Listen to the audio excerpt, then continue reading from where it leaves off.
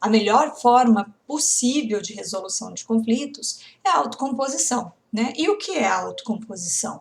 Quando as próprias partes, elas chegam a um acordo, a um consenso, né? Seja por meio de concessões recíprocas, por meio da transação, seja por meio da renúncia, enfim, né? É a forma que as partes talvez saiam mais satisfeitas, né? Porque elas próprias resolveram o seu conflito e chegaram a uma conclusão, né? Então, nós falamos um pouco disso lá na nossa primeira aula. E aí nós chegamos, depois da autotutela e da autocomposição, nós chegamos à heterocomposição, não foi? Falamos da heterocomposição no sentido de ser uma forma de resolver os conflitos onde você tem um terceiro ou uma terceira pessoa envolvida aí na resolução desse conflito. Se as próprias partes não se autocompuserem, essa terceira pessoa é que vai bater o martelo, vai resolver o conflito por elas. E aí nós temos duas formas de heterocomposição. Extrajudicialmente, e aí eu trouxe para vocês a questão da arbitragem, lembra? Forma heterocompositiva de resolução de conflitos extrajudicial, que ocorre lá nas câmaras de arbitragem. Quem faz o papel aí da terceira pessoa é o árbitro, né? E aí nós temos que o árbitro, ele resolve a questão proposta a ele por meio das partes, que elegem esse árbitro por meio de uma cláusula arbitral ou de uma convenção, né, de arbitragem. As partes escolhem esse árbitro e esse árbitro, ele prolata, né, ele profere uma decisão arbitral. Né? E como nós falamos, essa decisão arbitral, ela tem inclusive força, é considerada título executivo judicial pelo Código de Processo Civil. Né? Então, o árbitro, ele decide o conflito e se essa decisão eventualmente não for cumprida pela parte devedora, o que acontece? O credor, ele pode ir diretamente ao judiciário e iniciar a execução deste título, né? Porque a sentença arbitral nada mais é do que um título executivo, tá? Então tem força de dar início a uma execução sem que seja necessário passar por toda a fase de conhecimento de um processo, ok? Isso é um resumão de tudo o que a gente viu até então. E aí a outra forma de resolução de conflitos pela heterocomposição é a jurisdição, né? E aí na aula eu dei apenas o conceito e falei para vocês, esperem que nós retomaremos a esse tópico depois que nós analisarmos os princípios gerais do processo, né? Então chegou a hora de analisarmos a jurisdição. Então, forma heterocompositiva de resolução de conflitos que se dá no âmbito judicial. É aí que nós estamos, ok? Então, vamos começar a falar de jurisdição. Olha lá, eu trouxe para vocês, já inicialmente, um conceito de jurisdição. E tá aqui, ó, em amarelo. É a atuação do Estado visando a aplicação do direito objetivo ao caso concreto, resolvendo com definitividade uma situação de crise jurídica, gerando a pacificação social. Olha só, um dos objetivos do Estado democrático de direito é a pacificação social, para que as pessoas consigam viver em comunidade, né, em sociedade, de forma pacífica e organizada, não é? Então, a jurisdição, ela nada mais é do que a atividade do Estado, a função do Estado, o poder do Estado de aplicar a lei ao caso concreto, de forma que se resolva qualquer tipo de conflito submetido a ela. Né? Um conflito que será resolvido de forma imparcial, por um juiz imparcial e com definitividade. E isso, obviamente, com um objetivo final, que é a pacificação social. Então, disse para vocês lá na aula, olha a palavra, jurisdição. O que quer dizer jurisdição? Nada mais é do que dizer o direito, né? Então, a jurisdição, ela é essa função estatal de dizer o direito, de aplicar o direito ao caso concreto, de forma imparcial, definitiva, na busca pela pacificação social, tá? Ok? Com esse conceito? Simples, fácil, tranquilo, né? Ótimo. Olha só, eu trouxe aqui uma discussão que existe na doutrina, né, em relação à necessidade ou não de existir uma lide para que se possa submeter um conflito à jurisdição. Muitos autores dizem que a jurisdição pressupõe lide. Mas, professora, o que é lide? Né? Você está falando de lide? Lide? O que é lide? A lide, eu trouxe aqui para vocês até um conceito de Carnelucci, né? A lide, segundo Carnelucci, é um conflito de interesses, porém qualificado por uma pretensão resistida.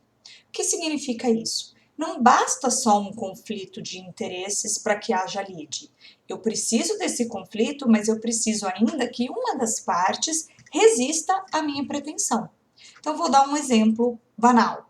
Eu compro uma mercadoria, certo? O fornecedor me entrega essa mercadoria, eu analiso e vejo que ela não está de acordo com os requisitos ou os adjetivos que existiam ali na propaganda feita por aquele fornecedor. Eu quero devolver essa mercadoria. E, por sua vez, o fornecedor não quer receber essa mercadoria de volta. Eu tenho aí um conflito de interesses? Tenho. Eu quero devolver a mercadoria, né? Não me satisfiz com com o que eu recebi.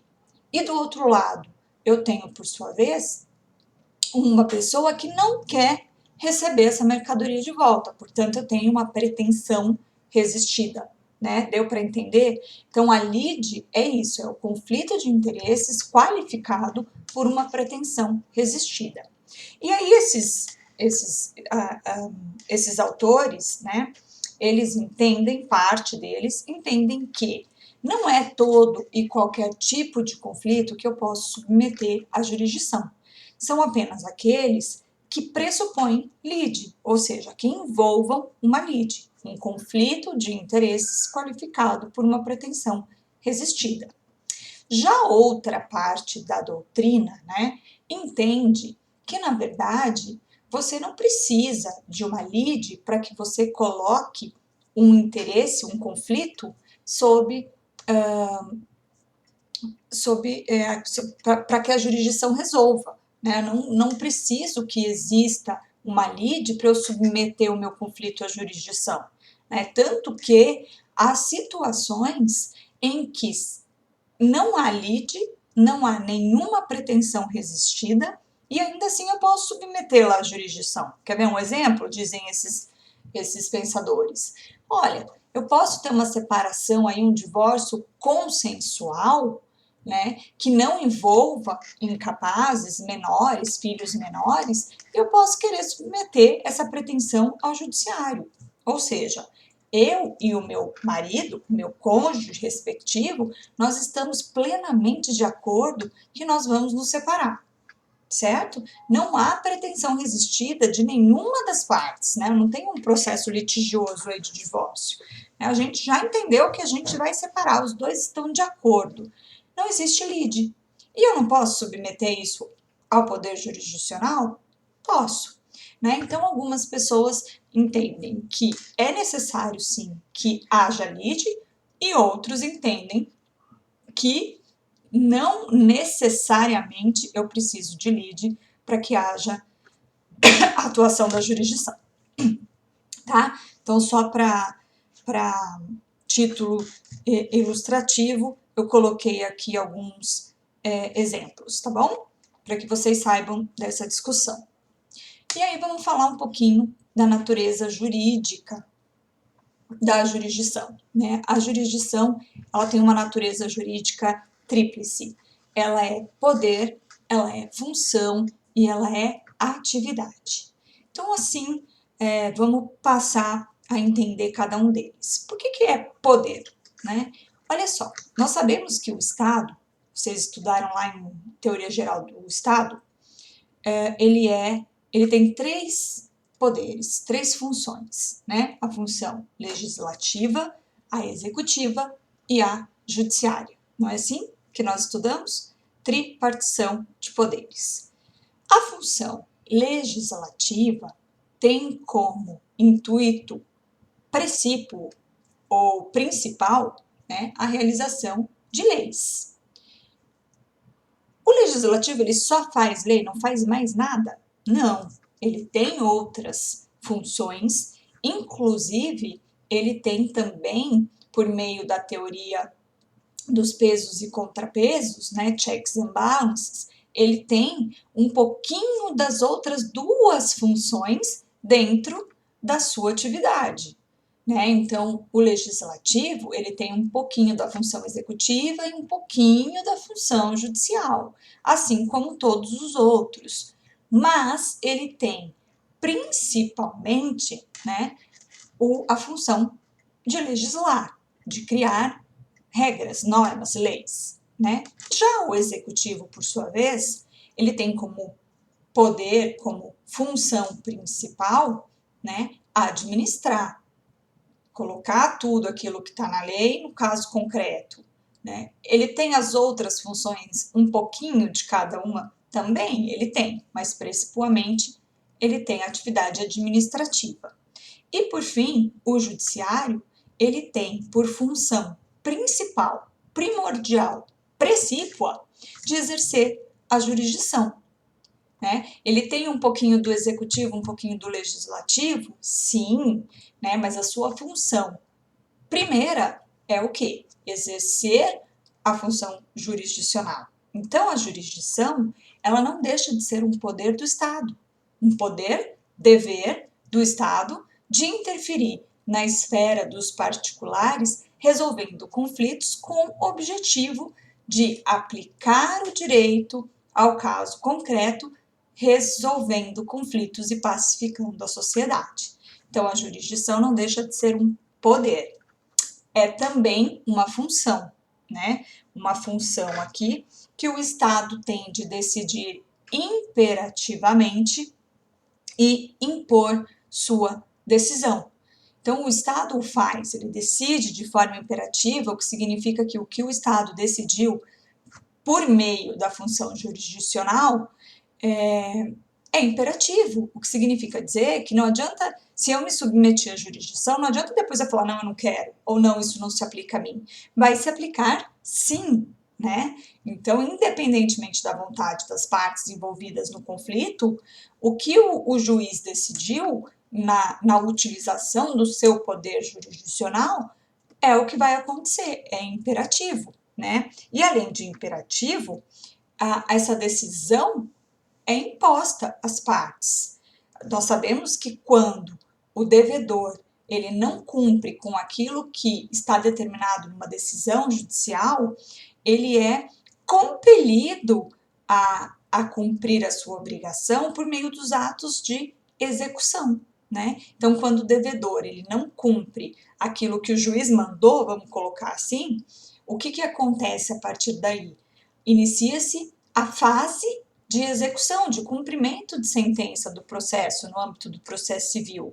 E aí, o juiz, né, ele tem a possibilidade de entrar no patrimônio desse devedor e, por meio de penhora online, por meio de outros modos executivos, de pegar ali um pedaço do patrimônio do devedor para fazer ele cumprir, compelir ele a cumprir o quê? A sua dívida, o seu dever, a sua obrigação em relação ao seu credor, né? Desde que, óbvio, estou falando aqui no âmbito do processo civil, né? Nós sabemos que lá no processo penal as sanções são diferentes, restritivas de liberdade, enfim. Estou falando aqui no âmbito do processo civil, né?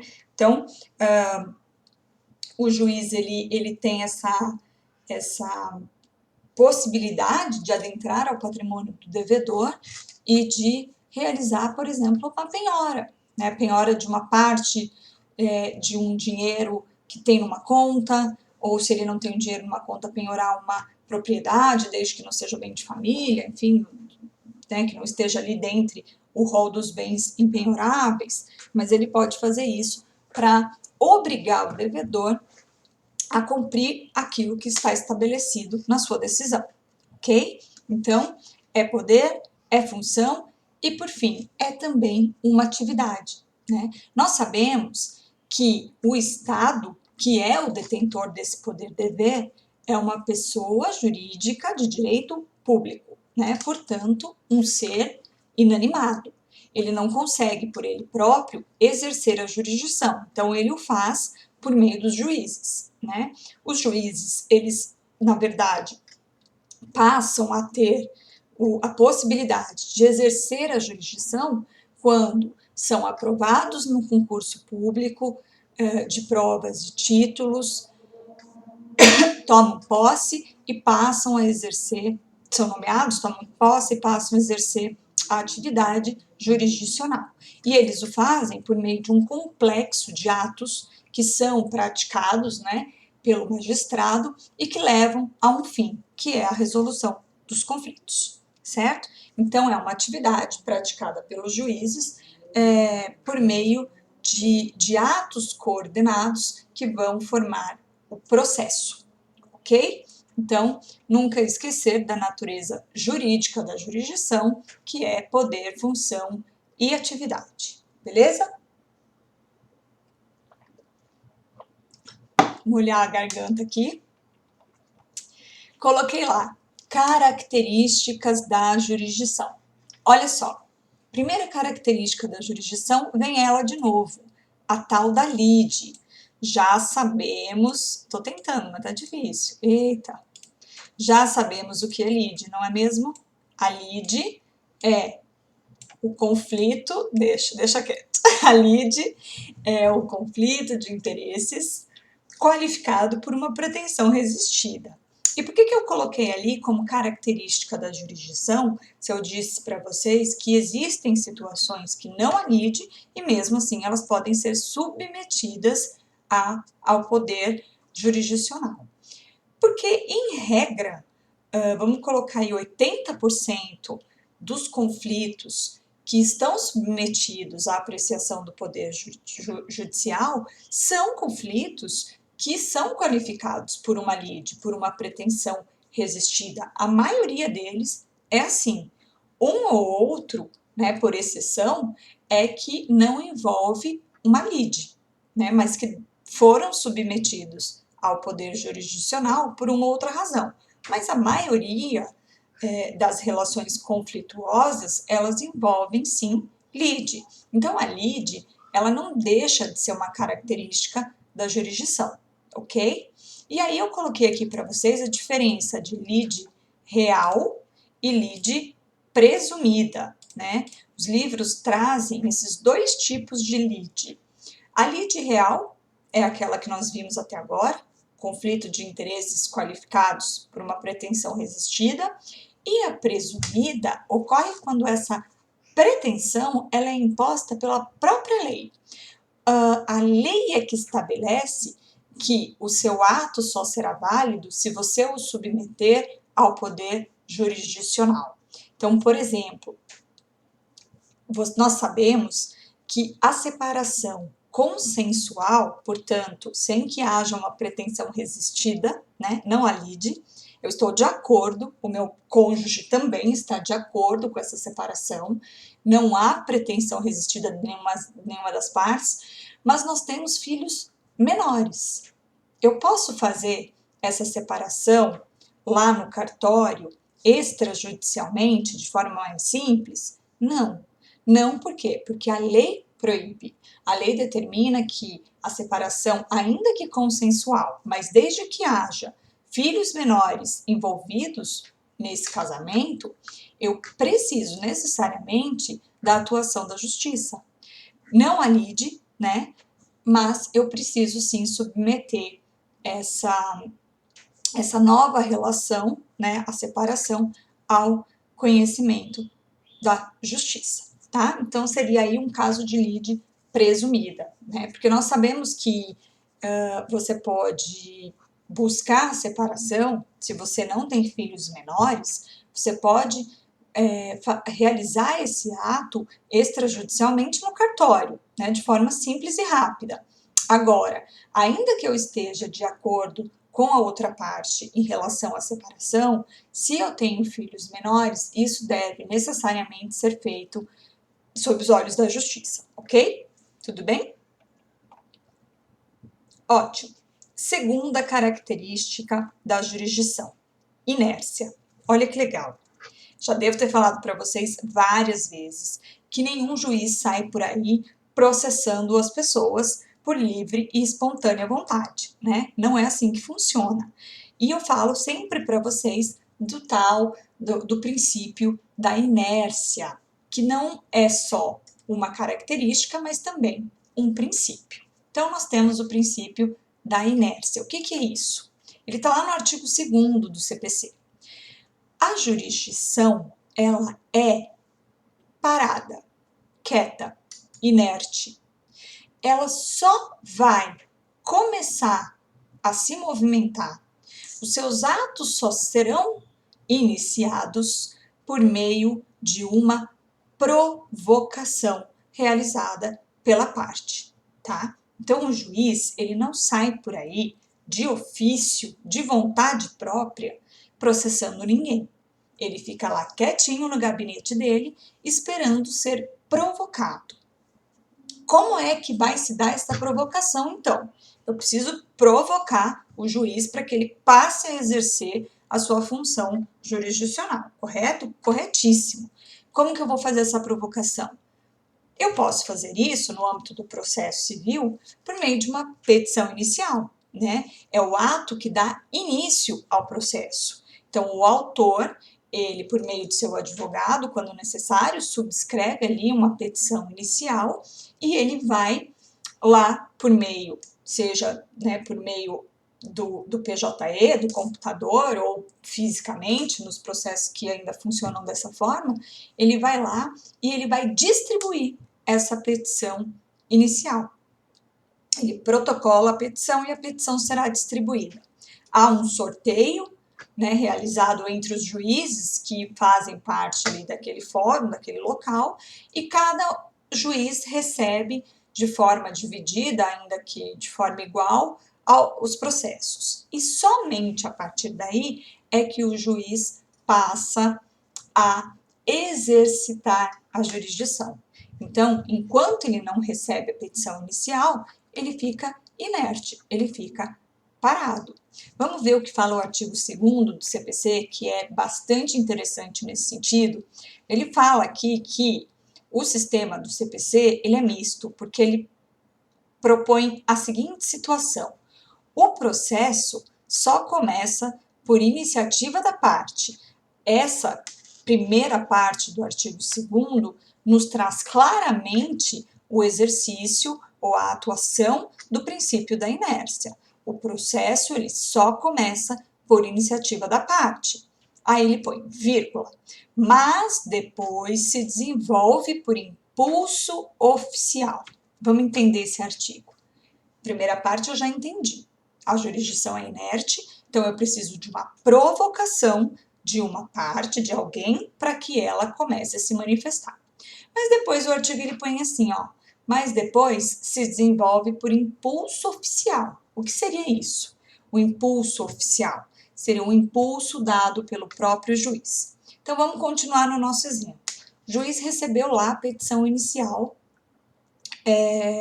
do autor. O que o juiz vai fazer?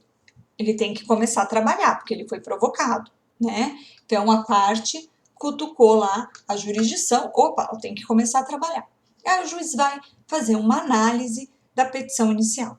Se essa petição inicial, ela estiver perfeita, tecnicamente perfeita, o juiz, ele faz o quê? Ele manda citar o réu para comparecer à audiência de conciliação e mediação, tá? Esse é o próximo ato que segue-se aí. Quando ele dá esse despacho do cite-se o réu para comparecimento à audiência, ele está agindo de forma a impulsionar o processo, né? Então é isso que nós chamamos de impulso oficial.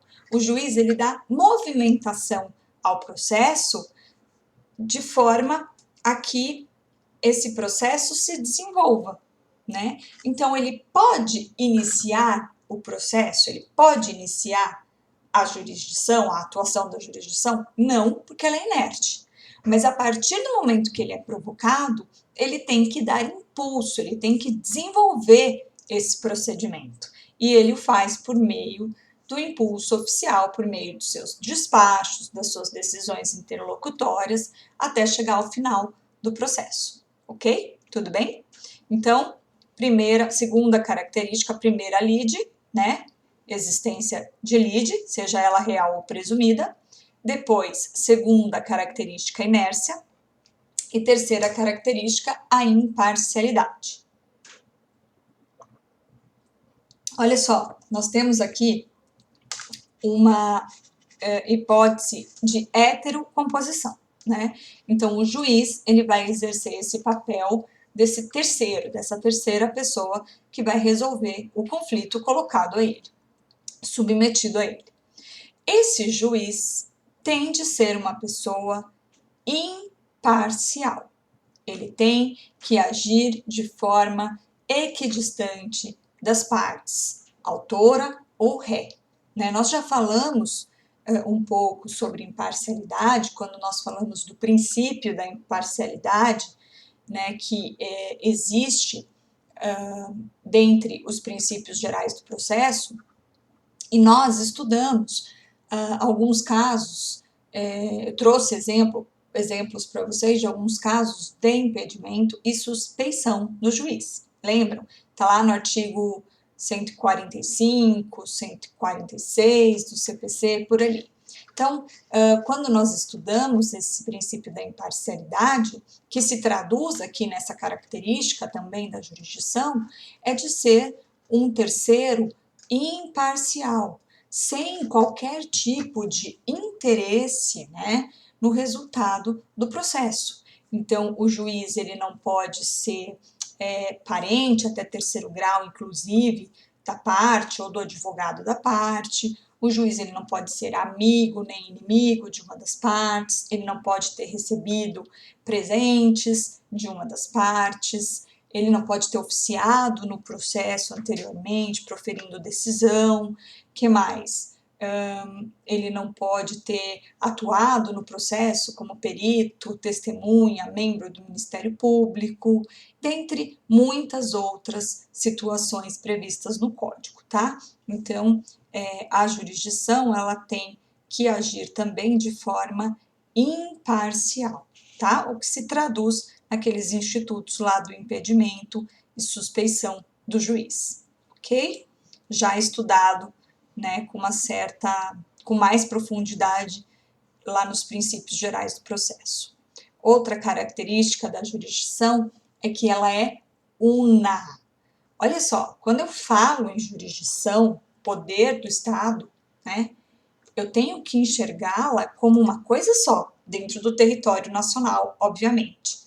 Então, quando eu falo em jurisdição, essa jurisdição, esse poder do Estado, ele percorre de forma una todo o território nacional, tá?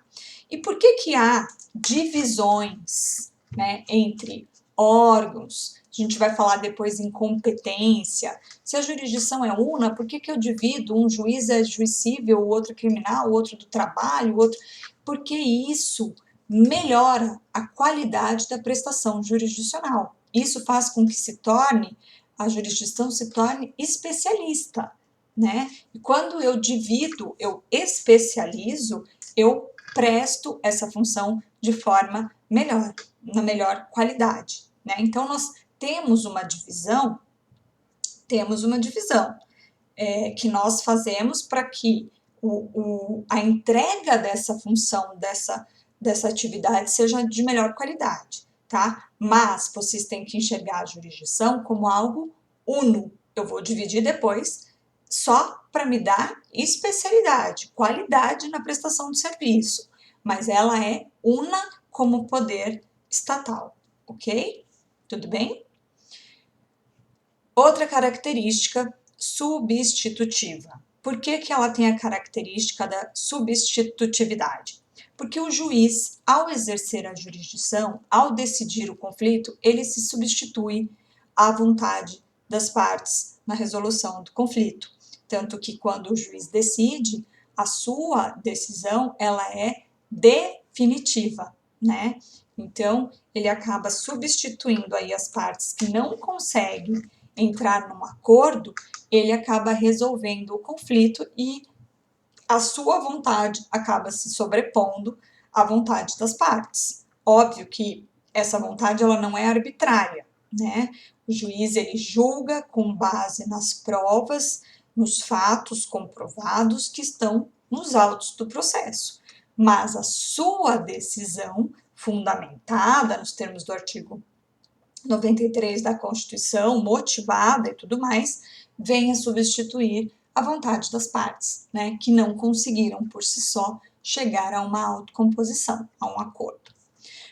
Também é definitiva. Quando nós falamos que a jurisdição ela é definitiva, é porque ela faz coisa julgada. Vamos entender o que é a coisa julgada. Coisa julgada é a qualidade que as sentenças, as decisões têm a partir de um certo momento de se tornar imutável, né? Existe uma necessidade de, há algum tempo, essa decisão se tornar imodificável no mundo jurídico, para que haja segurança jurídica de todos, né? Eu não posso determinar que exista recursos passíveis de modificar uma determinada decisão para sempre. Não. Chega um tempo que os recursos acabam ou que o prazo para propor esses recursos se esgotam. E a partir desse momento, a decisão, a sentença, ela se torna imutável. Ela estabiliza no mundo jurídico. Então, quando nós estudarmos lá o duplo grau de jurisdição, vocês forem estudar recursos, vocês vão ver que, óbvio, porque o nosso ordenamento possui o princípio do duplo grau, nós podemos nos valer de recursos. Ocorre que esses recursos, eles não são intermináveis, né? Eles não são ad eternum. Existe um número X de recursos que eu posso utilizar e uma hora eles acabam. Além disso, eu posso ter a possibilidade de exercer esses recursos e eu perder o prazo ou simplesmente não querer recorrer de uma decisão, né? Então, escoado a utilização desses recursos todos ou passado o prazo dos recursos em albis, né, que se fala em branco, sem que eu utilize dos recursos, uma hora essa decisão ela vai estabilizar, né? Ela vai se tornar imutável no mundo jurídico por conta da necessidade que nós temos de segurança jurídica, porque se você não tem segurança jurídica, você não é capaz também de produzir a pacificação social, né? Então, a jurisdição, ela tem a característica de ser definitiva exatamente porque ela faz coisa julgada material.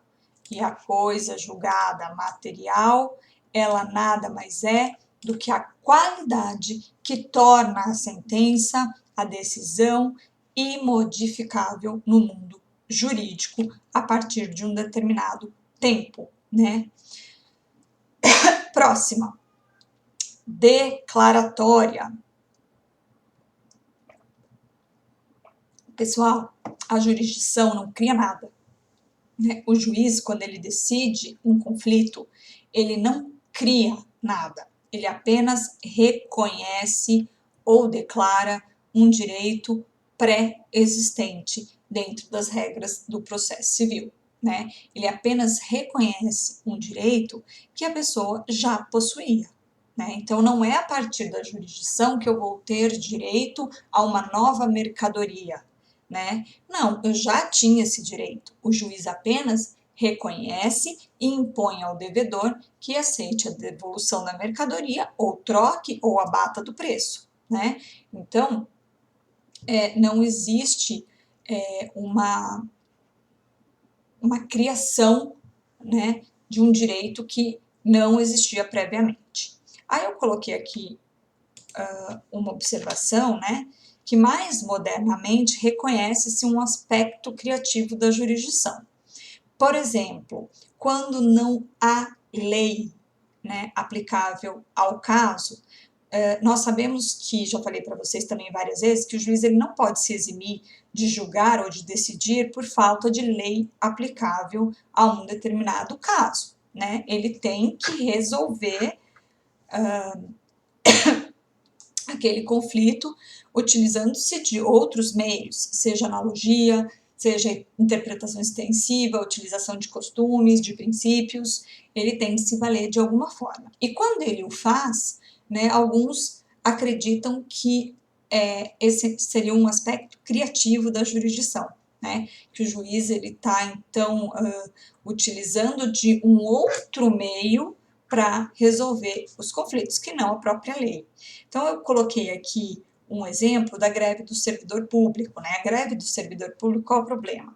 Nós temos lá na Constituição, no artigo 37, que é aquele que vai falar sobre a administração pública e, portanto, servidores, dois incisos do artigo 37, um que estabelece a possibilidade desses servidores se organizarem em sindicato e um outro que estabelece o direito de greve a esses servidores, vírgula, nos termos da lei. Quando ele fala vírgula nos termos da lei, seria uma lei que o legislativo criaria para aplicar e regulamentar a situação da greve do servidor público. Acontece que essa lei nunca foi editada, né? Essa lei ela não existe.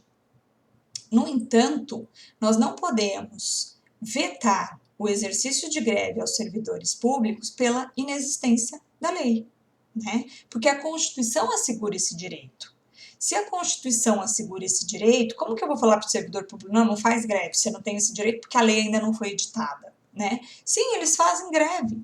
E aí? E aí o juiz tem que decidir, né? Os tribunais regionais do trabalho têm que decidir o dissídio de greve do servidor público, ele vai fazer como se não tem a lei, né? Então, ele vai ter que aí usar a criatividade, né? O que se tem hoje em dia é que se utiliza a lei de greve geral, aplicável ao empregado comum da CLT, aplica-se também no que couber ao servidor público. Então, nesse sentido, haveria um aspecto criativo da jurisdição.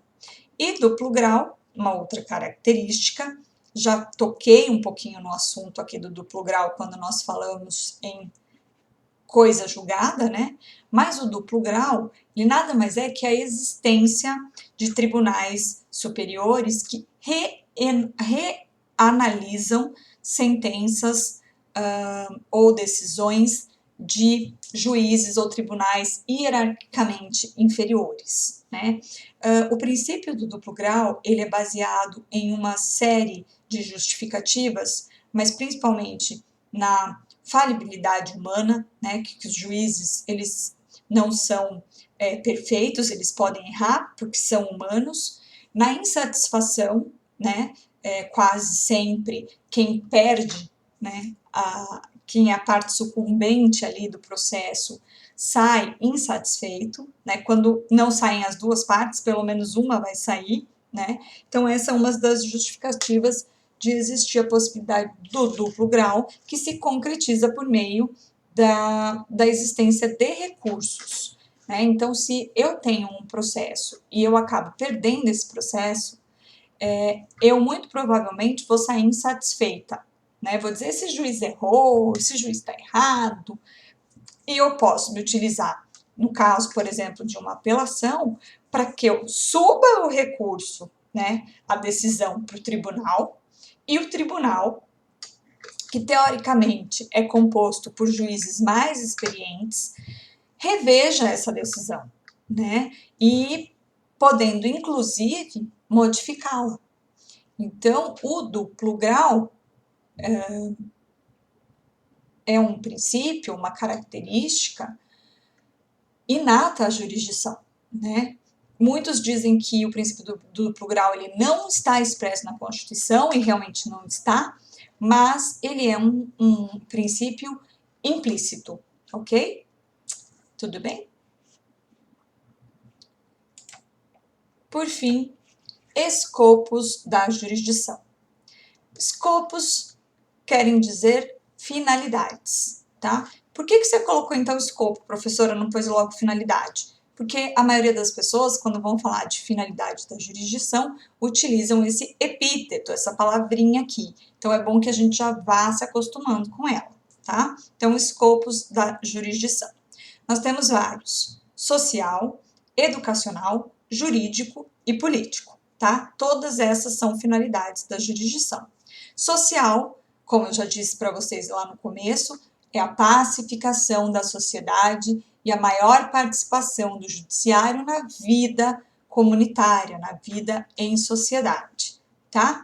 Educacional, de educar a sociedade, na medida que eu imponho uma sanção, na medida que eu aplico uma pena no direito penal, o que eu estou fazendo? Eu estou educando, estou mostrando o que pode, o que não pode, né, para as pessoas que vivem em sociedade. Jurídico, que é aplicar a vontade concreta da lei ao caso concreto. E político, por fim, afirmar a autoridade estatal, o fortalecimento do Estado, através do culto às liberdades públicas, permitindo ao jurisdicionado participar dos destinos da sociedade através da ação civil pública ou popular. Então, a jurisdição, ela tem uma finalidade social, uma finalidade educativa, jurídica e política, ok? Bom, eu espero que com essa introdução, com essa primeira aula de jurisdição, nós tenhamos entendido, né, esse poder-dever tão especial, né, e que permeia aí toda a nossa atividade jurídica. Aula que vem nós falaremos dos princípios da jurisdição, e aí nós finalizamos com os exercícios. Os exercícios que eu deixarei postados no AVA na próxima aula, eles deverão ser entregues por vocês quando do retorno das aulas, ok? Quando nós retornarmos à nossa atividade normal, presencial, vocês me entreguem os exercícios que eu vou deixar aqui para vocês. Esses exercícios certamente te ajudarão em questão de pontuação, em questão de eventualmente substituir uma parcial, porque essas datas serão revistas, né? Nosso calendário vai ficar um pouco bagunçado, mas depois a gente vê o que a gente pode fazer em relação a essas atividades. Com certeza vocês serão beneficiados com a feitura delas, ok? Um beijo, se cuidem e até a próxima aula.